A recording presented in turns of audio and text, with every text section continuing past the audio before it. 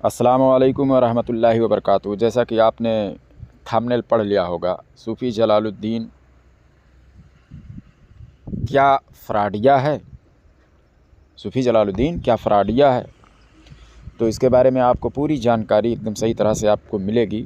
आप पहले ये ऑडियो सुन लें, उसके बाद मैं बताता हूँ। अस्सलामुअलैकुम रहमतुल्लाहि वबरकातुहू। मोहतरम हज़रात, बहुत खुशी की बात है आप सभी हज़रात को। ये जगह 26 लाख रुपया में लिया हूँ। 2 लाख रुपया एडवांस दे चुका हूँ और बाकी पैसे के लिए टाइम लिया हूँ उनसे। रमज़ान के बाद दिया जाएगा बाकी पैसे। ये देखिए हमारे मदरसा का बैनर है। ये दारुल उलूम फैज़ान अहले सुफ़्फ़ा सहाबा इकराम के अज़ीम गिरोह के नाम से ये मदरसा है।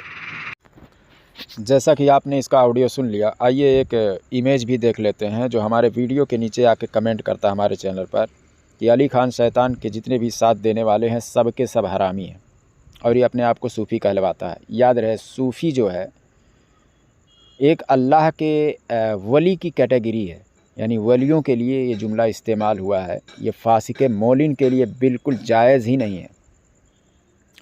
मैं तो ये मशहूर हो गया, मैं इसको नाम के एक लक़ब के हिसाब से कह रहा हूँ, मैं अदबन नहीं कह रहा हूँ। फासिक मौलिन के लिए ताज़ीम जो है जायज़ ही नहीं है, उससे दोस्ती रखना हराम है। ये मैं नहीं कह रहा हूँ, फ़िक़ा में मौजूद है। आप जाएं चैनल पर ही लिख लें यूट्यूब में कि फासिक मौलिन से दोस्ती रखना कैसा। जिनका नाम लेकर कमा रहा है ना हुज़ूर ताजुल शरिया, उन्हीं का कौल आ जाएगा कि फासिक मौलिन से दोस्ती रखना हराम है। ये फासिक मौलिन है, आप सबको हरामी कह रहा है। किसी पर ज़िना की तोहमत, किसी को हरामी की तोहमत लगाना किसी के ऊपर, ये खुद गुनाह कबीरा है। चाहे एक ही बार कोई करे, वो गुनाह कबीरा में अगर आ गया तो उसके पीछे नमाज जो है वाजिबुल इआदा है, वापस उसको पढ़ना पड़ेगा। नमाज इसके पीछे होगी नहीं। और पता नहीं कितने लोगों को पढ़ा कर कितना लोगों का नमाज बर्बाद कर रहा है। यह खुद एक गुनाह कबीरा है कि किसी का फासिक मौलिन होने के बाद भी किसी का जाए इमामत करे।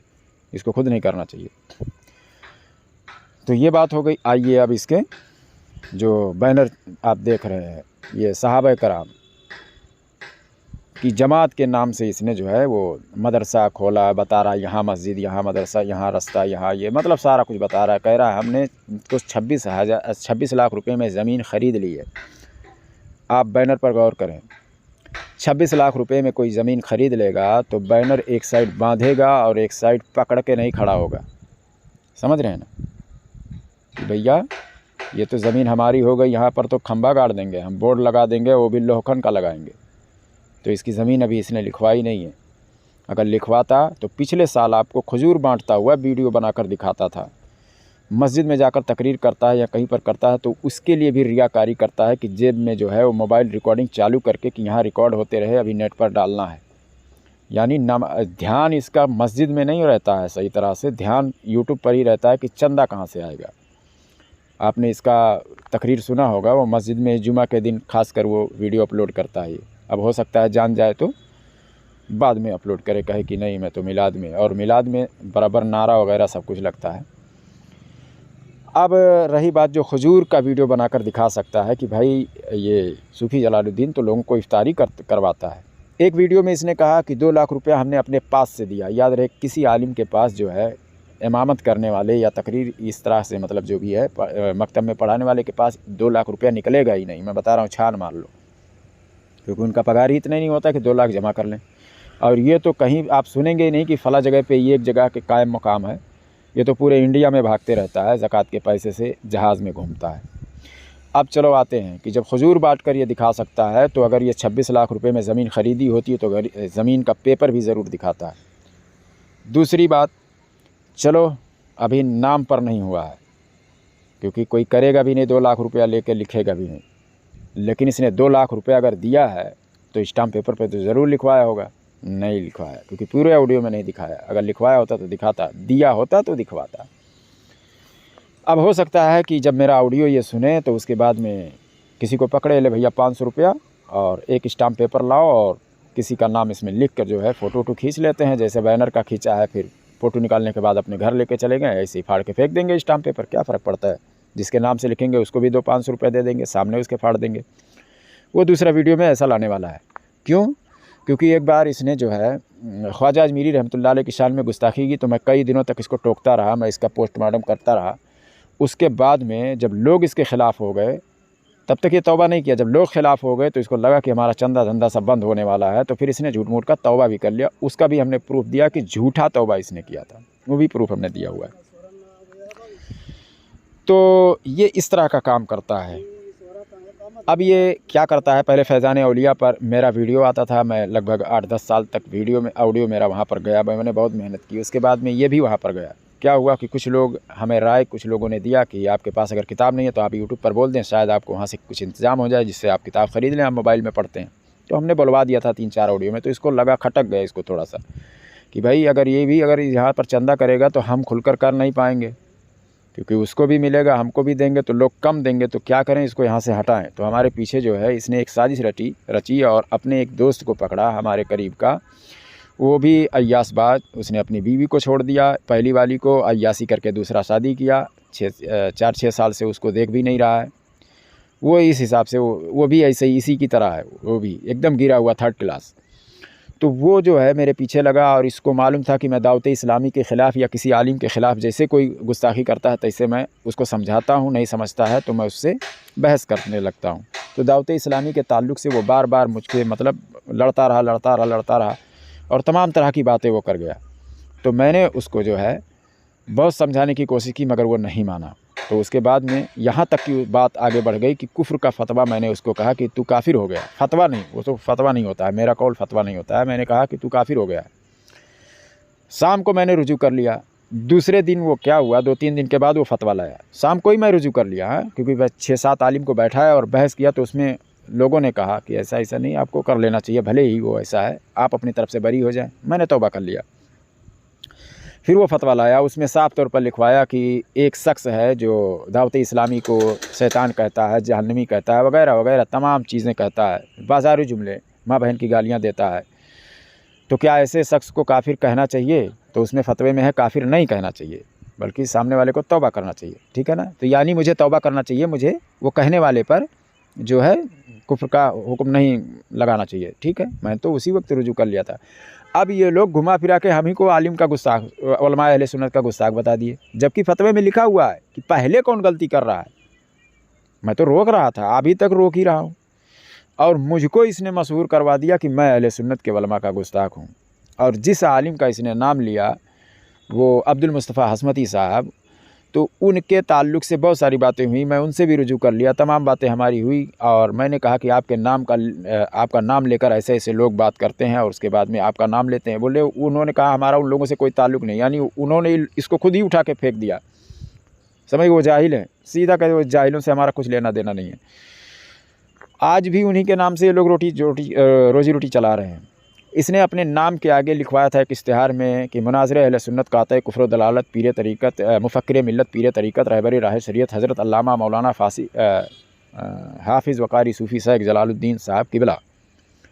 इतना बड़ा अलकाब हिंदुस्तान में किसी के पास नहीं है जितना बड़ा अलकाब इसने चिपका लिया अपने नाम के आगे फ़र्ज़ी तौर पर। मैंने कहा ये तो पूरा मज़ार वज़ार अपना बनाने के चक्कर में है कि मर जाएगा तो इसकी 7 पुश्तें खाती रहेंगी।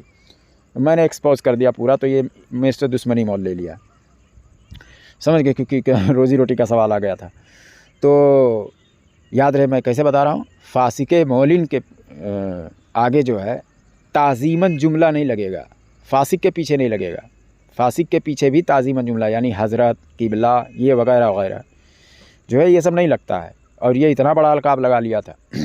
तो बाद में जब मैंने एक्सपोज़ किया तो ये मतलब दुश्मनी के वजह से, तो इस तरह का काम ये करते रहता है, ऐसे बचें बस, बाकी और कुछ नहीं है, समझ गए।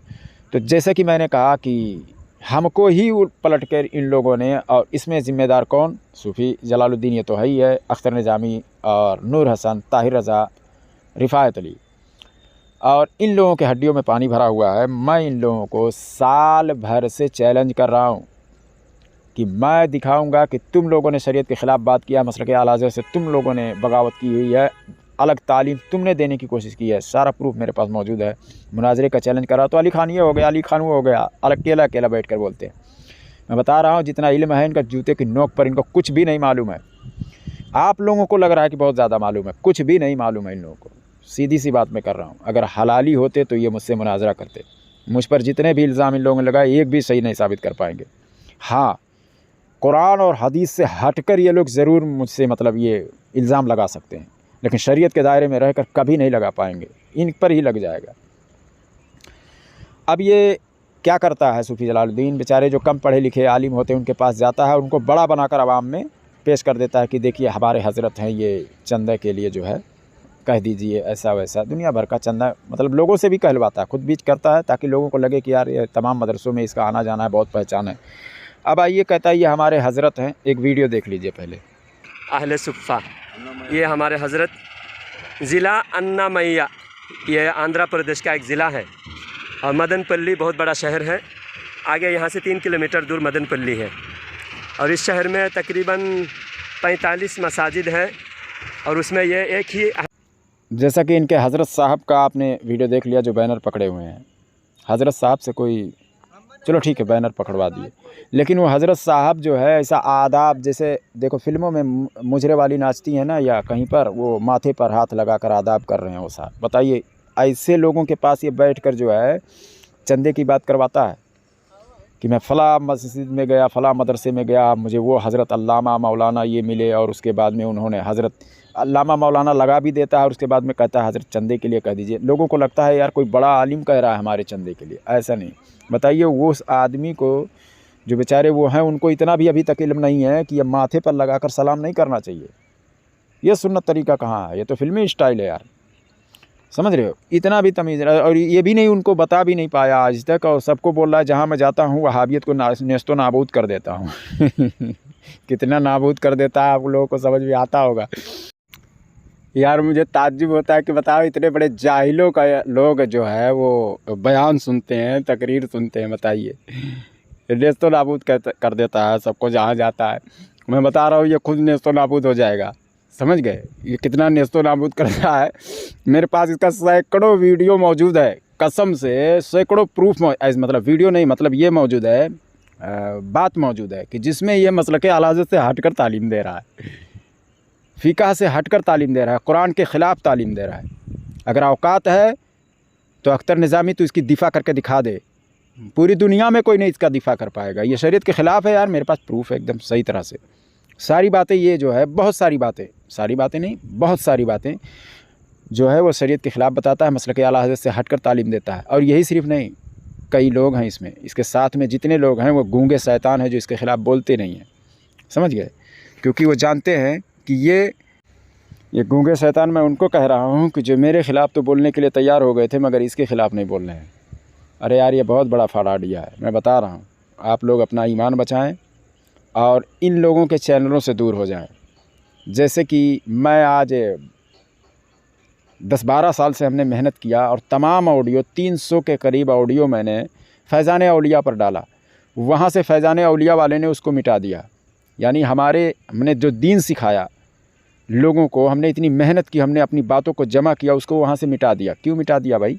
उसमें कोई शरीयत के ख़िलाफ़ हमने बात बताई थी? अगर बताई थी तो उस वक्त क्यों डाला तूने नेट पे? उसके बाद में लोग जो मुझे हेल्प किए या साथ दिए, ये सदक़े ज़ारिया सवाब था वहाँ पर। जब तक लोग इल्म सीखते उसका सदक़े ज़ारिया सवाब हमें भी मिलता और उन लोगों को भी मिलता। मतलब तुमने नहीं चाहा कि उसका बताया हुआ दीन की बात भी जो है, उसका बताए हुए दीन की बातों पर भी कोई अमल करे, भले वो बात चाहे दीन की ही बात हो, है ना। तो ठीक है, मैदान महशर के दिन देख लेंगे कि किसने सही किया किसने गलत किया, क्योंकि वो सवाब मिलता ही, वरना मुझे पहले ही बता देता, मैं वो ऑडियो निकाल लेता सब अपना, मैं दूसरे चैनल पे डाल लेता। समझ गए। बड़ी मेहनत से हमने बात की और तूने उसको मिटा दिया फट से, कि फैज़ान औलिया पर 300 वीडियो के आसपास मेरा उस पर डला हुआ था। समझ गए। अब उसको कोई दूसरा मिल गया है इसलिए कि अब उसको वहाँ से अर्निंग हो रही है, इसलिए अब उसको इस्तेमाल कर रहा है। अस्सलाम वालेकुम व रहमतुल्लाहि व बरकातुहू।